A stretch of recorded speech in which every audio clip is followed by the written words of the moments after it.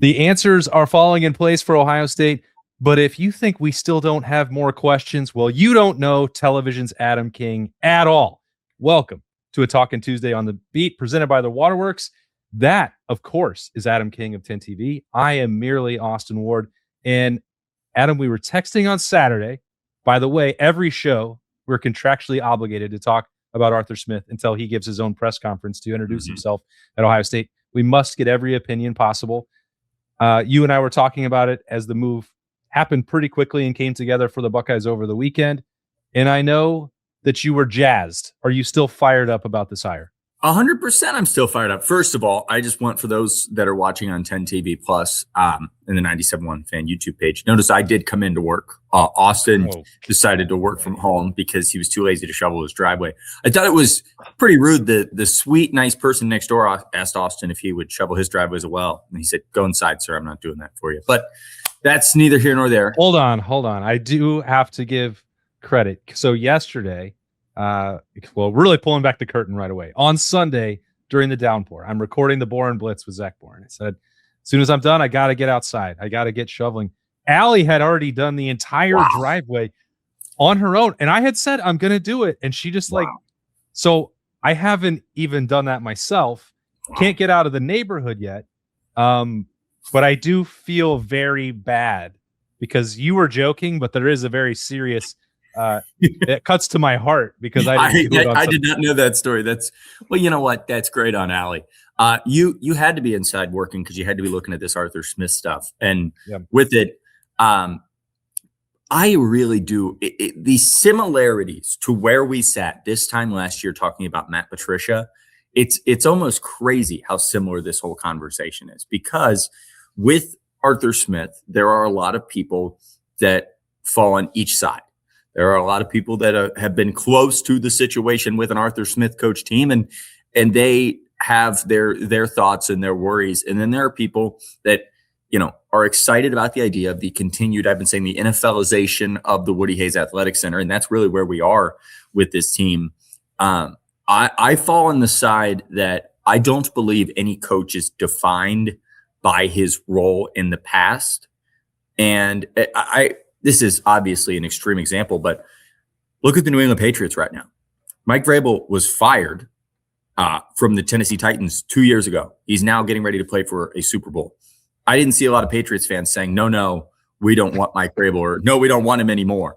So yes, it doesn't always lead to, a positive outcome, but we've seen here in Columbus the skepticism that came with Matt Patricia and how quickly that has already paid off in a historic fashion with this team. We saw Chip Kelly. Everybody acts like Chip Kelly when he was coming in, that it was the Chip Kelly of 2012 Oregon. That's not who came to coach Ohio State.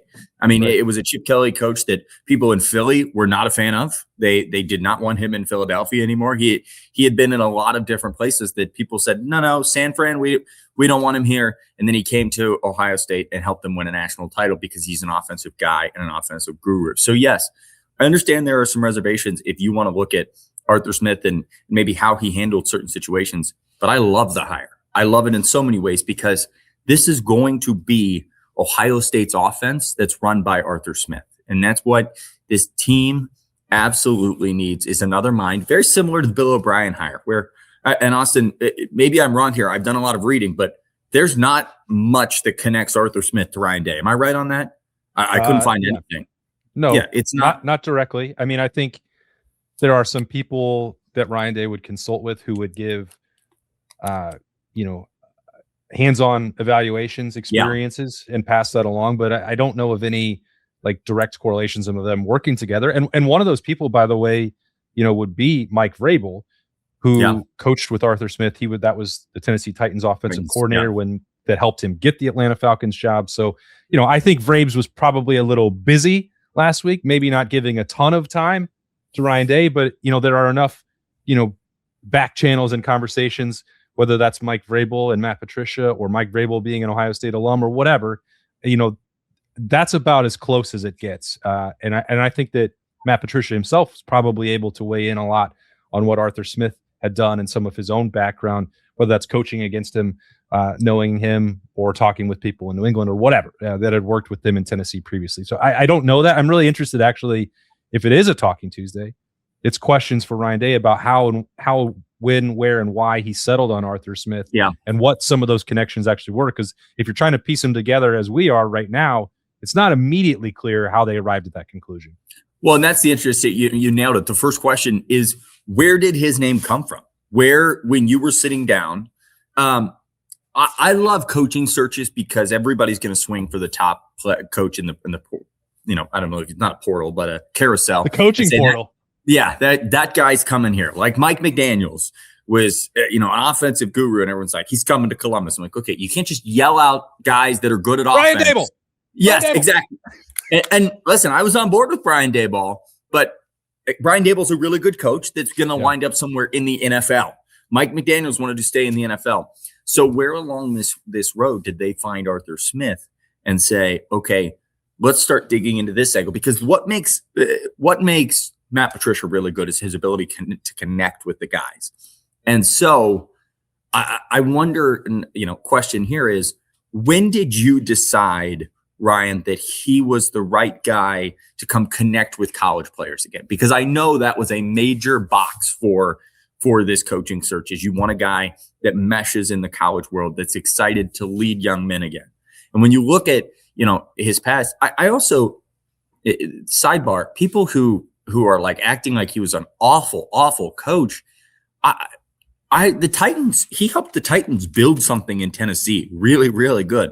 I mean, for the longest time there, Ryan Tannehill looked like a really good quarterback. And I feel like we glaze over that. We just quickly move past that. Derrick Henry had his best season under Arthur Smith. So I think that's what Ohio State wanted in a running mindset. But Austin, and I'll throw this back to you. My big question for Ryan would be, and I don't know, lie detector here.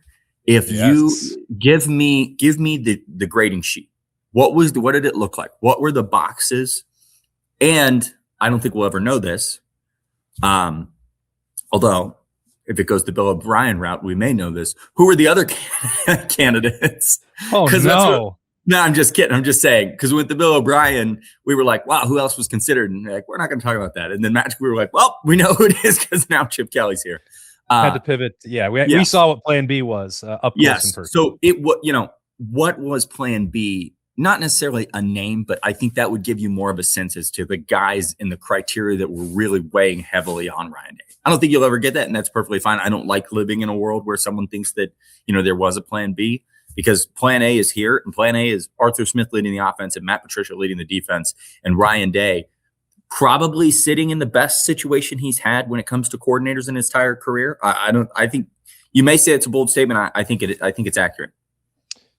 Well, we know what one of them can do in the college game, and that's show up and replace 9 starters from a national championship team and then build the most historically dominant regular season defense that Ohio State has ever seen. So you already have a head start there with what Matt Patricia can do. And as you said, I think there's a lot of similarities between what these resumes look like, what the hiring process looked like for Ryan Day. I actually think it's slightly different in one way, which is that Arthur Smith was still interviewing for coordinator jobs with NFL teams in the last 2 weeks. And if he had, I think, most wanted to stay at that level, there were going to be chances for him to do that. Mm-hmm. He's still very well thought of. And I not just you, but other people that were texting over the weekend.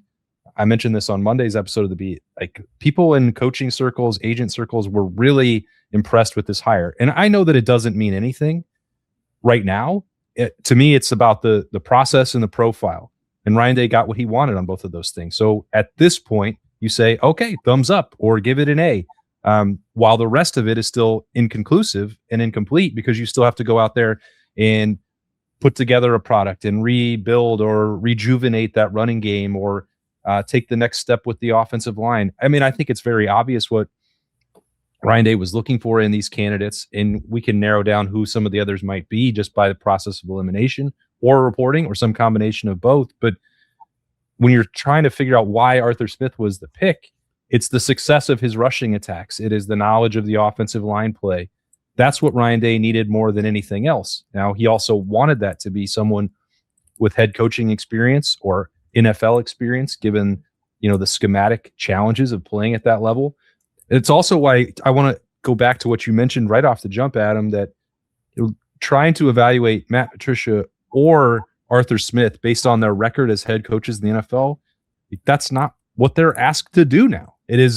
That's not just apples and oranges. Like, that's darkness to light. That's the sun and the moon. The jobs are completely different for what Ryan Day needs them to do.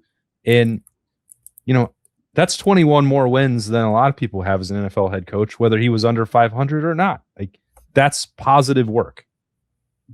I think you have to be excited about the hire, because I think there's so much talk about like this being Arthur Smith's offense, and like, what does Arthur Smith look like, and what is this going to look like? Have we not learned that this is always and forever going to be Ryan Day's offense? This is always and forever going to be the Ohio State offense. Like, I don't think he called Arthur Smith and said, I have Julian Sand, Jeremiah Smith, and all of these other pieces, Bo Jackson coming back, Isaiah West. Go ahead and run whatever offense you want to run. 4 starters on the offensive line.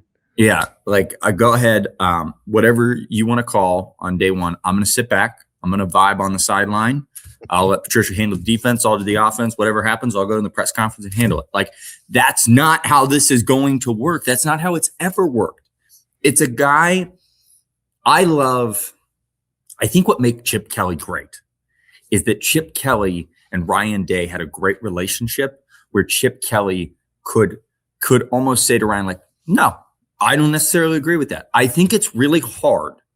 And we will never know the ins and outs of this, but if you're Brian Hartline and you're in your first year of being an offensive coordinator and you're having a conversation with Ryan Day, who is arguably one of the best offensive minds in college football, and you're trying to tell him how to do something or argue with him. No, do I believe that Ryan is very good at taking criticism or taking others' advice? 100%.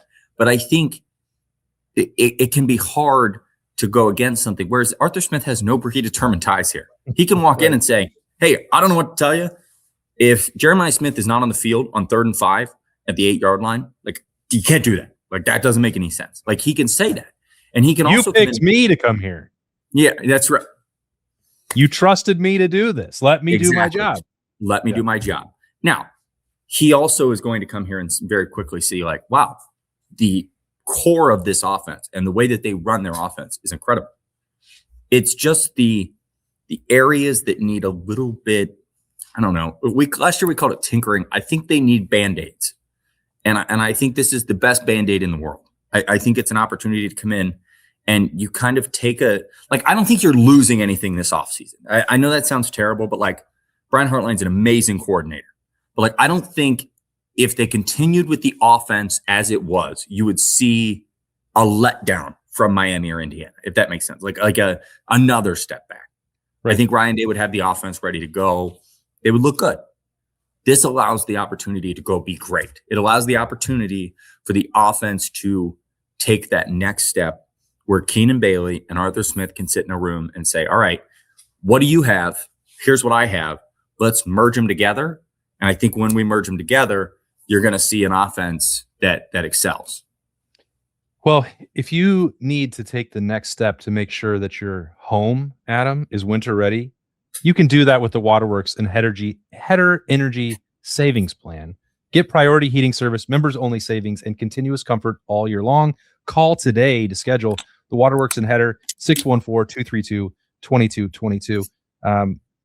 I wish they did driveways so then I could actually be down there at the studio with you talking about the Buckeyes, because as we've spent the last several Talking Tuesdays breaking this down, it's like, okay, well, how is this going to shake out with the transfer portal? What are the decisions going to be with the NFL draft? What's the timeline going to be like for these coaching staff decisions? And it's like all these things have fallen in place before January is even over. So I wonder what that leaves on your mind right now that is still to be accomplished. Is like, now we're in the port where it's winter workouts and like inside 5 weeks or so from the start of spring ball. So like, it's almost time to shift that conversation fully into 2026. Everybody can come back from the cruise. I told everybody to get on a cruise, come back from the cruise. Come on back to town. Come on back to town. It's pretty cold and snowy. Like, That's right. You may not want to come back. That's how I feel. It's like, it's time to build this thing. It's time to go. And this is what I talked about a long time ago, which is enjoying the process. I put out a tweet probably right after the Miami game, and I said, I think that in the end, this 2024 offseason could look very similar to the this offseason could look very similar to 2024. And I think it does. I think it rivals it very much. Now, did you get Caleb Downs in the portal? No. You got a lot of good, talented players in the portal, though. You got a lot of guys that are instant players on this defense and instant players and filling roles on offense. And so now you've added an NFL mind at coordinator. My worry level is like a 2. Like, I think you start building, and I don't think there's anything glaring right now I just have questions, and I think which is great because this is Talking Tuesday. But it is a Talking Tuesday. My questions pretty much revolve around the idea of, like, what is this process going to look like? We still haven't officially seen. I still assume that this is going to be very Matt Patricia, Timmy Walton-esque on the offensive side with, all these guys. That's a good assumption, right? I would imagine it's Keenan Bailey working hand in hand with Arthur Smith. Yeah, I think so, because part of the conversation, at least one that I had very early on in the process, was, well, Ryan Day can look for someone who can enhance the run game because he had a lot of confidence that Billy Fessler and Keenan Bailey, and maybe more Keenan Bailey than Billy Fessler, but it's the combination of those two with Ryan Day that can handle the passing attack that allowed this road to be followed with, that got you to Arthur Smith. So I think that they will certainly be, both of those guys, heavily involved in what the pass game looks like. I love having you in person here, Austin, but I kind of like doing this over the internet because I can Google while we're talking here. The coaching staff, they're full, right? Well, they're at surplus. So there is the question. That's what I thought. I wanted to double check before I said it. How does that work? Yeah. I mean, that's another, well, how does it work? It's actually, I think, it's a good question for Ryan Day, because the way he's restructured this is kind of revolutionary or evolutionary. It is within the rules, but you're structuring, the full-time staff the way that it's, once they lifted the cap on the number of coaches, I thought maybe this would be inevitable, that your coordinators, I'm very confident that will be the case for Arthur Smith, and potentially down the road that could be the case for Matt Patricia, as well as some of these. There are still pieces that can fall into place, but that's a question both for Ryan Day about why he thinks that he needs to do that, and the decision maybe to not have his coordinators be recruiters, but also someone that was just in that studio with you 2 weeks ago, like Ross Bjork and the administration have to approve a larger salary pool, adding positions to the coaching staff that did not exist before.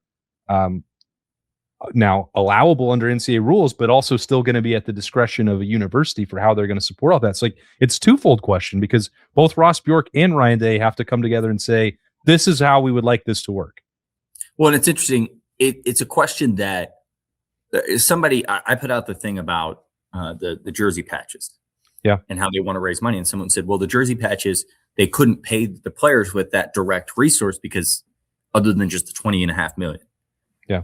Yes, that is correct. In theory, the jersey patches would go to the school, and the school couldn't, just start giving that to players. It's not a part of their revenue share. But that's where things like the jersey patch can very much benefit a school, is when you find these other outlets of revenue, as Ohio State has, and it really feels like they're leaning into that in a major way in these last, at least 2 years here, that you're going to look and see the ability to compete with NFL teams in salaries.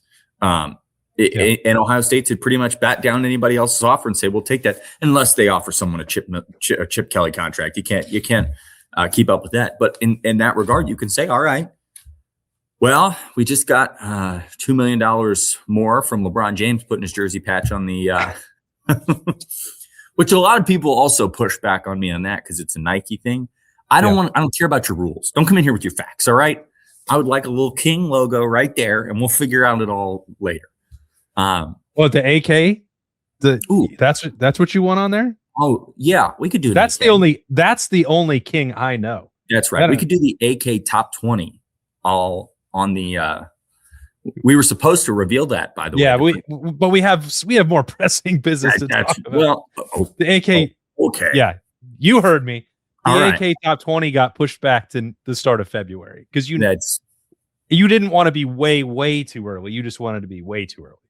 No, but and the other thing, and I feel myself, I get fired up about stuff like this. I've never been a message board guy. I try to stay off the message boards.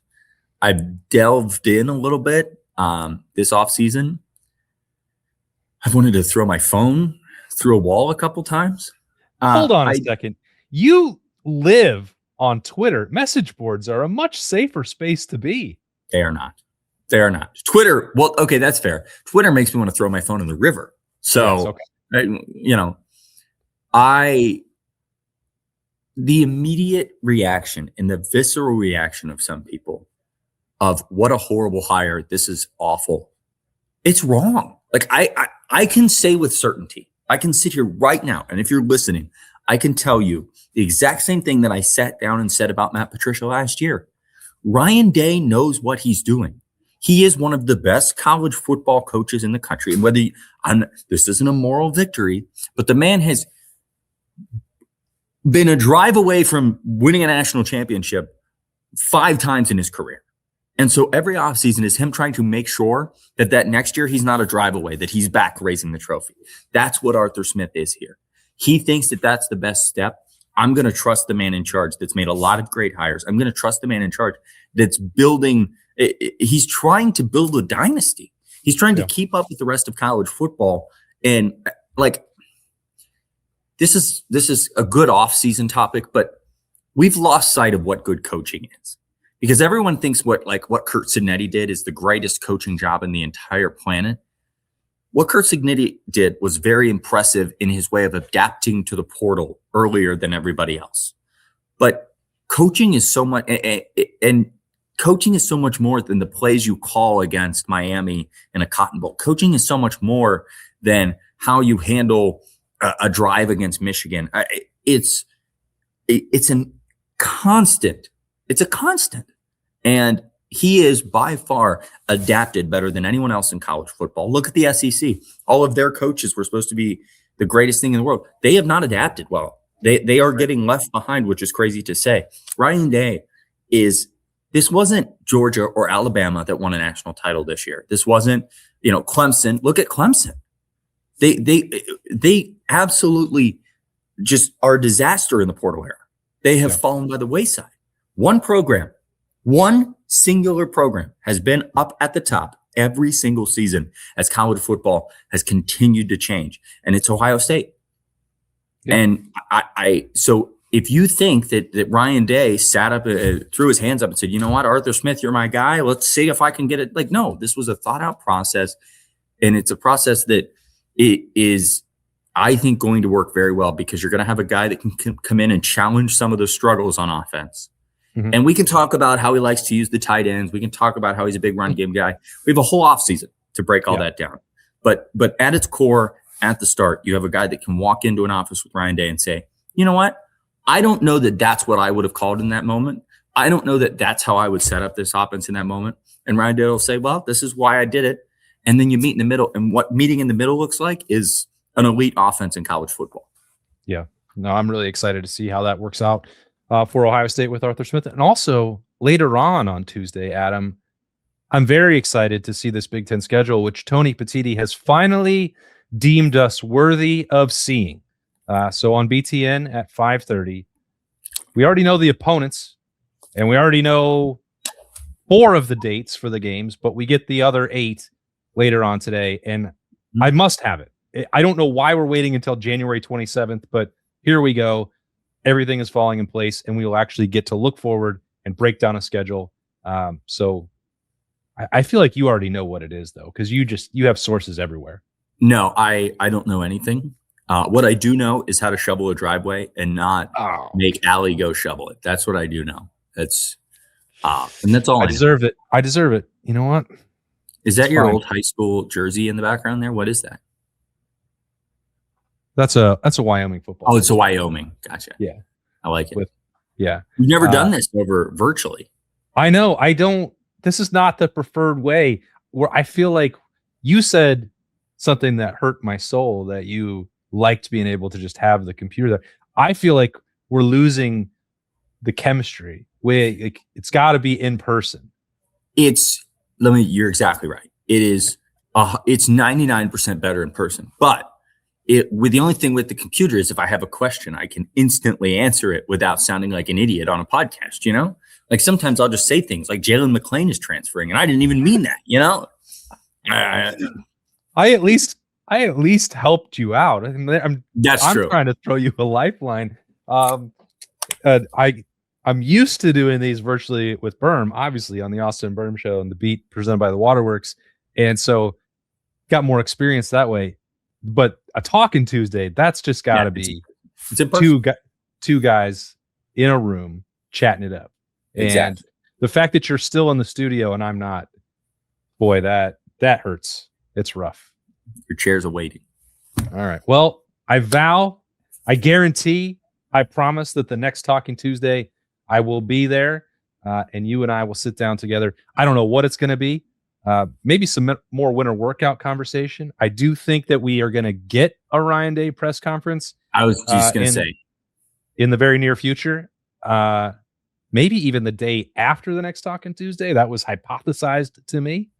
So maybe it'll be more of those questions for Ryan Day. I know that it'll be Television's Adam King and me, Austin Ward, on a Tuesday on the Beat. And that's all that matters. Thanks for joining us for this one. For Television's Adam King, I am Austin Ward, and we will talk to you probably with some Snappy Jays on Tuesday evening after we get that Big Ten schedule. Stick around for that on 97.1 The Fan, 10 TV, 10 TV Plus, and anywhere you get your podcasts. See ya.